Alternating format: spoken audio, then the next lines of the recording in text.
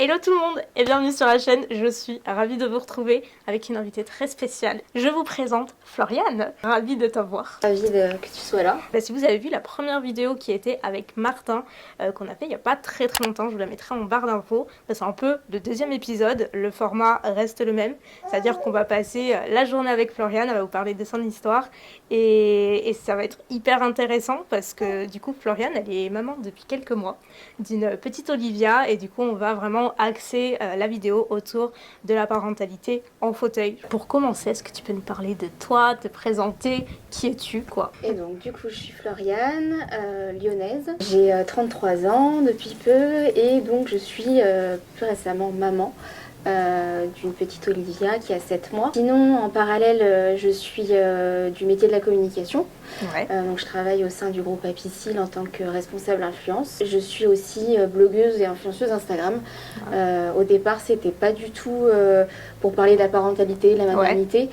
C'était pour parler vraiment du quotidien en étant en situation de handicap. Ok. Dédramatiser, parler de mes sports, des galères mais aussi de mes victoires. Puis après je me suis dit bah tiens, il y a rien qui existe dans le domaine de la maternité et la parentalité sur internet et sur les réseaux, on n'en parle pas du tout. J'ai plusieurs pathologies et une pathologie visible, donc je suis en fauteuil. C'est dû à une malformation à la moelle épinière de naissance. Ah, c'est de naissance. Voilà, sauf que bon, à la base je pouvais marcher et c'est une erreur médicale qui a fait que je suis aujourd'hui, enfin en tout cas que j'ai eu des difficultés par la suite pour marcher puisque ça a touché le nerf des pieds. Ils ont opéré au niveau de la moelle épinière et ça a touché le nerf des pieds, donc j'ai plus eu l'usage de mes pieds à partir de l'âge de 6 ans. Donc ça remonte. Voilà. Ouais, j'ai eu 3 opérations à la moelle épinière et donc la troisième a été ratée. On a porté plainte, on a perdu. C'est vrai. T'as j'ai pas jamais pu eu avoir d'indemnisation ou quoi rien que ce du soit. Rien du tout. C'est pas vrai. Ensuite, donc j'ai eu 2 autres opérations pour remettre mes pieds droits et pour pouvoir remarcher avec des attelles. Et de temps en temps, j'utilisais le fauteuil pour les longues distances. D'accord. T'es arrivé quand même à te déplacer sans fauteuil à ce moment-là? Oui. Ouais. Donc c'était fatigant. Ok. Je pouvais pas marcher très longtemps, mais je pouvais marcher. Puis à l'âge de 14 ans, j'ai eu une chute de cheval, fracture de la hanche et déplacement du fémur, qui a pas arrangé la situation forcément. Du coup j'ai eu une opération et à la suite de cette opération j'ai pas réussi à remarcher sans des béquilles. Et en parallèle j'avais des douleurs chroniques depuis très longtemps, donc depuis l'âge de 11 ans. On n'arrivait pas à savoir ce que c'était et à l'âge de 19 ans on m'a diagnostiqué une polyarthrite rhumatoïde, beaucoup d'errance médicale quand même. Mon Dieu, mais ouais, parce que c'est ce que je me dis depuis aussi jeune jusqu'à 19 ans. Et il me disait que j'étais trop jeune pour avoir ce genre de maladie en fait, le risque zéro n'existe pas et on le sait que trop passer. Enfin vraiment c'est ça me sidère quoi. Et puis traitement sur traitement, les douleurs qui ne s'atténuaient pas. Je prenais de plus en plus le fauteuil jusqu'à le prendre à temps complet à l'âge de 25 ans parce que je me rendais compte que j'étais beaucoup plus autonome avec un fauteuil roulant. Même mes amis ils me disaient mais Flo, je comprends pas pourquoi tu utilises tes béquilles même pour aller en boîte, pour aller tout ça, tu tombes à chaque fois, on est même plus serein de te voir. C'est plus safe d'être en fauteuil. Voilà. Et je me suis dit je pense que c'est mieux pour mon autonomie d'être en fauteuil. On n'a pas arrangé mes douleurs puisque j'avais toujours autant mal aux articulations et on a fait d'autres examens et on m'a diagnostiqué donc une fibromyalgie par-dessus la polyarthrite, donc qui est une autre pathologie chronique où là pour le coup il n'y a pas de traitement, c'est plus un suivi corporel, c'est-à-dire sportif, éviter tout stress, il faut éviter, et en fait c'est dû à des traumatismes ou le fait que des douleurs ont mal été pris en charge pendant trop longtemps et qui fait que le corps a l'habitude d'avoir mal et donc du coup ça devient généralisé. Donc handicap visible et invisible parce qu'on parle beaucoup du handicap invisible en ce moment, donc je sais ce que c'est. Ouais, tu sais parfaitement ce que c'est. Et du coup tu as l'usage de tes jambes, enfin je veux dire tu sens... Alors moi tu as des sensations dans tes jambes? Alors j'ai des sensations partielles du coup, j'ai paraplégie incomplète du coup. J'ai certains muscles qui fonctionnent, d'autres non. Ok. J'ai pas du tout de sensibilité à partir de la moitié de mes jambes là. C'est pour ça, je trouve que c'est hyper important de le détailler à chaque fois parce que les gens, et c'est normal, et c'est grâce à des vidéos et grâce au réseau qu'on éduque aussi les gens. Parce que comme pour beaucoup, ils voient une personne en fauteuil et ils partent du principe que la personne est soit totalement paralysée et que voilà, alors que pas du tout. Comme on l'a dit déjà avec Martin dans la première vidéo, il y a des paraplégies complètes, incomplètes, des tétraplégies complètes, incomplètes. Enfin, c'est très varié. Après, je peux comprendre qu'on y perde son latin. Oui, on n'est pas du milieu, c'est sûr. Complètement. Donc, ouais, ton histoire, elle est. Moi, je connaissais une partie, mais justement, je voulais pas trop creuser pour en parler avec toi dans la vidéo et je savais que c'était un peu particulier pour le coup. Donc, ouais, c'est difficile à comprendre parce que j'ai eu plusieurs étapes dans ma vie et du coup, les gens, ils n'arrivent pas trop à situer ce que j'ai vraiment, même sur les réseaux, à chaque fois, on me pose la question et c'est vrai que voilà. Tu as eu Olivia il y a 7 mois. Et ça. du coup, ta vie, j'imagine, a été un peu chamboulée. On va en reparler, je pense, dans la deuxième partie de la vidéo. Tu vas nous éclairer sur la maternité, etc. Et je propose que là, tu nous montres un petit peu tes adaptations que tu as fait avec Olivia. J'imagine qu'il y a beaucoup d'adaptations. Oui, puis surtout en fonction de son âge aussi. Oui, parce que c'est évolutif. Voilà, c'est ça. Il faut réfléchir à chaque fois qu'elle grandit, qu'elle prend du poids, comment on peut adapter les choses.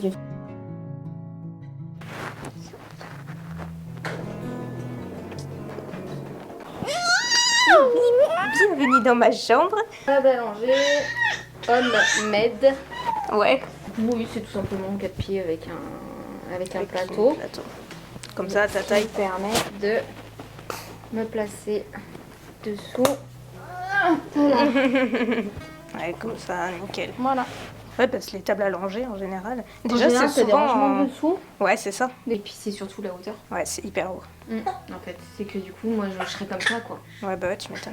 Oh là là, mais je me tiens debout. C'est debout.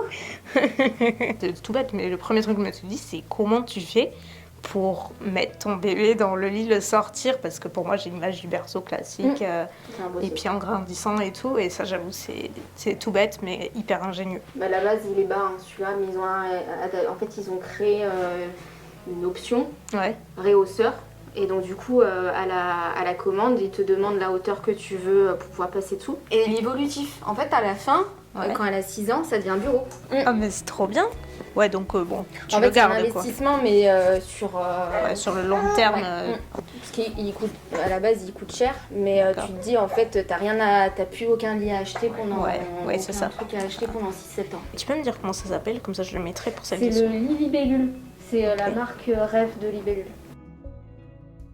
C'est l'heure de manger pour Olivia.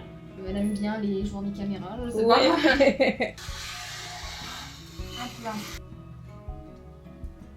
J'espère qu'un jour elle tienne son biberon quand même. C'est vers quel âge normalement qu'il commence à déconner? Il y en a même des 4 mois, hein. Mais sauf en fait elle c'est une gloutonne, donc du coup c'est des gros biberons qu'il lui faut. Ah oui, d'accord. Donc, forcément quand t'as un petit biberon c'est facile à tenir, mais bon moi je me dis elle peut pas tout faire, elle se tient déjà super bien assise depuis 2-3 mois déjà. Contre moi, comme j'ai eu l'habitude de la prendre tout de suite contre moi assise. Ah, elle a pris l'habitude d'être... Du coup, elle a pris l'habitude, donc en fait, elle tient quand même bien. Chouette. On l'a posée par un menuisier parce qu'en fait, j'ai trop de retours de personnes qui ont posé ce genre de truc à même le mur. Ouais. Et que ça s'est cassé la figure. Ah, tu m'étonnes. Et donc, du coup, tant pis, on a fait. Donc là, on l'utilise quand on la douche. C'est bien que ce soit, je sais pas comment on peut dire, rétractable ou autre. Parce que de toute façon, elle est pas si grande que ça, hein, la salle de bain. Ça te gagne de la place. Ouais. Oh dodo. Hop là. Il est où? C'est son doudou? Ouais. Hop.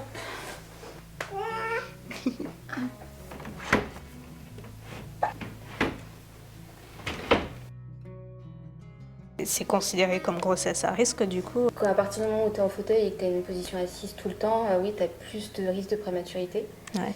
Tu as les secousses du fauteuil, forcément quand tu es sur des graviers, ça secoue plus que... Voilà, tu as des facteurs, des passages de porte, tu as forcément plus de secousses pour le ventre et donc du coup ça donne plus de contraction un peu. Ok. Donc tu as un peu plus de risque de prématurité. Après, il y en a qui vont à terme. Bien sûr. Olivia est née à 32 semaines, mais Voilà, il y en a qui vont jusqu'à terme. Donc, moi, j'ai eu beaucoup de contractions parce que je faisais aussi beaucoup d'efforts qu'il fallait pas au début. Sachant que j'ai eu en plus une chute à fauteuil. En fait, j'ai une Smart Drive normalement. Ouais. Et en fait, j'ai passé un trottoir et au final, elle s'est lancée toute seule. Et du coup, vol plané. T'es tombée? Vol plané en avant, j'étais à 4 mois et demi. Oh là là, après 4 jours d'hospitalisation, finalement, elle est remontée et que ça allait mieux, mais j'ai failli. Ouais. Ah la frayeur, comme et ça. Donc, du coup, après, j'ai eu pas mal de contractions où du coup, il me disait de pas trop prendre la voiture non plus. D'accord. En plus, on a la chance à Lyon, c'est qu'on a un hôpital qui est référencé en tant que handi-maternité. Ah, donc ils ont aménagé 2 chambres de maternité avec du matériel de puériculture adapté, etc. C'est trop bien. Pour que la maman qui vient d'accoucher, normalement est hospitalisée plus longtemps que quelqu'un qui D'accord.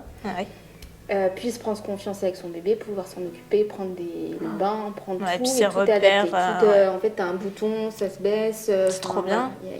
Tout est adapté. J'ai été hospitalisée dans ce genre de chambre-là au début parce que du coup, j'ai failli accoucher très prématurément, enfin à 32 semaines, mais il fallait qu'il fasse les injections de corticoïdes pour pouvoir que les poumons se développent. Développer. Voilà. Et donc du coup, ils ont essayé de stopper les contractions pour pas que j'accouche tout de suite. Et donc j'ai tenu finalement 4 jours supplémentaires, mais en fait la petite pouvait tenir, mais moi je tenais plus, j'avais trop de contractions.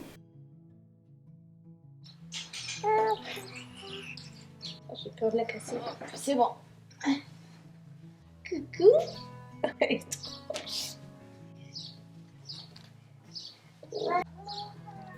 C'est hyper safe. C'est vraiment bien maintenu. C'est trop bien.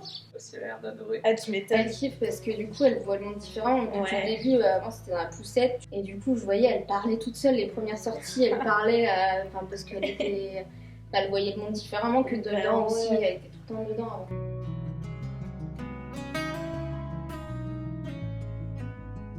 Je vous ai demandé sur Instagram de poser vos questions à Floriane notamment, puisque moi je ne suis pas vraiment concernée. Est-ce que le handicap a remis en question ton désir de maternité? Non, parce qu'on m'a toujours dit que ça serait possible. Ouais.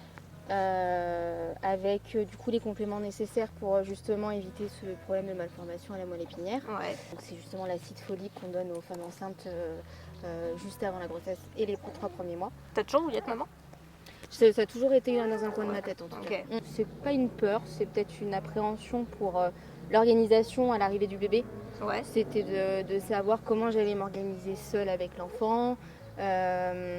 Il y avait peut-être cette peur aussi de trop grossir pour pouvoir récupérer après. Enfin voilà, c'est des petites appréhensions après que tout le monde peut avoir aussi, même valide ou pas. Donc du coup, c'est des petites peurs mais qui n'ont jamais remis en cause mon désir en tout cas. Est-ce que tu avais une peur durant ta grossesse? Quelle était ta plus grande peur, si tu en avais une? Alors forcément, on a la peur un peu plus du handicap dans la tête. Plus que je pense que quelqu'un qui ne connaît pas les problèmes de santé, etc. On a forcément envie de faire plus d'examens. C'est des petites appréhensions supplémentaires parce qu'on connaît, on sait ce que c'est le handicap et on n'a pas envie que notre enfant subisse ça, on n'a pas envie de subir ça à une naissance et du coup, voilà. Donc c'est forcément une peur mais qui est humaine quoi. Ouais, complètement. Je trouve que c'est une bonne question. Est-ce que tu as eu des difficultés pour te projeter en tant que maman avec le handicap? Les hormones ont fait beaucoup et ont fait mauvais ménage avec moi en tout cas. Et du coup, j'ai eu quelques petits doutes au moment où pendant la grossesse où forcément j'avais un peu peur de ne pas pouvoir faire comme toutes les mamans, même s'il n'y a pas de maman parfaite. Bien sûr. C'est là que je m'en suis rendu compte après. Et que de ne pas pouvoir faire certaines choses parce que je suis en fauteuil. Et ça, moi, c'est quelque chose, c'est vrai que l'autonomie, je pense que c'est important encore plus pour quelqu'un qui est en fauteuil. Et en fait, et c'est quelque chose où là, moi, j'ai souhaité mais vraiment cadrer les choses pendant la grossesse, c'est tout mettre en place pour que je sois le plus autonome possible. Des fois, sur certains aspects, j'avais un peu de mal à me projeter. Par exemple, pouvoir mettre toute seule ma fille dans la voiture. Quand il pleut des trompes d'eau dehors, je peux pas prendre de parapluie, aller l'amener à la crèche, impossible. Enfin, voilà, plein de choses comme ça. Apprendre à lâcher prise et à se dire que, comme tout le monde, on peut pas tout faire. Enfin, je le dis là, mais c'est quand même compliqué. Hein. C'est facile à dire. Ça, j'en suis persuadée, on n'en doute pas. Coquine, on parle de toi. Évidemment, on a parlé rapidement. Comment tu l'as vécu, genre gérer ces mensurations, c'est-à-dire les fluctuations de poids durant la grossesse en étant en fauteuil. C'est sûr que c'est très difficile déjà de se peser quand on est en fauteuil. Quand on se lève pas et tout, normalement c'est des chaises qui font la pesée que tu trouves qu'à l'hôpital. C'est ça, si tu le fais pas chez toi. Voilà, donc au final, moi pendant ma grossesse, j'ai pu me peser qu'une seule fois. Au 6e mois où j'ai insisté parce que j'avais eu une écho au 5e mois et j'avais quand même dit que j'aimerais bien savoir combien j'ai pris. Je trouvais que j'avais pas pris beaucoup. J'ai pas pris beaucoup moi durant ma grossesse, j'ai pris que 8 kilos. Mais j'avais envie de savoir combien j'allais devoir perdre ou même combien j'avais pris, etc. C'est pas inconfortable, je sais pas, dans le fauteuil. Pour se transférer, de toute façon, même sur les toilettes, je me transférais avec un ventre plus gros. Donc au final, j'avais l'habitude de me transférer. Après, forcément, c'est plus lourd de se transférer. Donc voilà. Après l'accouchement, j'ai pu me peser une fois 3 semaines après. Et c'est là que j'ai su qu'il me restait que 2 kilos à perdre. Donc au final, ça me suffisait. Et puis après, tu vois dans les pantalons. Donc voilà. Ça s'est bien passé du coup pour toi à ce niveau-là. C'est ça. Parce qu'il y a eu beaucoup de questions sur l'accouchement. Et encore une fois, ça peut se comprendre parce que ces vidéos, elles sont faites pour ça aussi, pour éduquer et tout. Il y en a beaucoup qui se demandaient si, quand on est en fauteuil, on doit obligatoirement accoucher par césarienne ou est-ce qu'un accouchement naturel par voie basse, ça peut arriver. Alors, ça dépend de plein de choses. Ça dépend déjà de ton atteinte au niveau de la moelle épinière. Moi, j'ai une atteinte très basse, donc normalement, j'aurais pu faire par voie naturelle. Ok.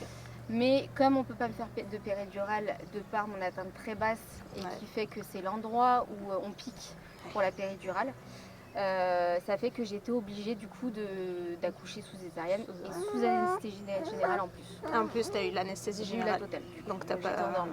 Moi j'ai suivi Chelsea, justement, l'accouchement de Chelsea, où elle disait qu'elle a essayé naturellement. Oui. Elle n'a pas réussi, donc elle a eu aussi, comme toi, césarienne âgée. Mais c'est possible, On peut avoir les deux, ça dépend de l'atteinte.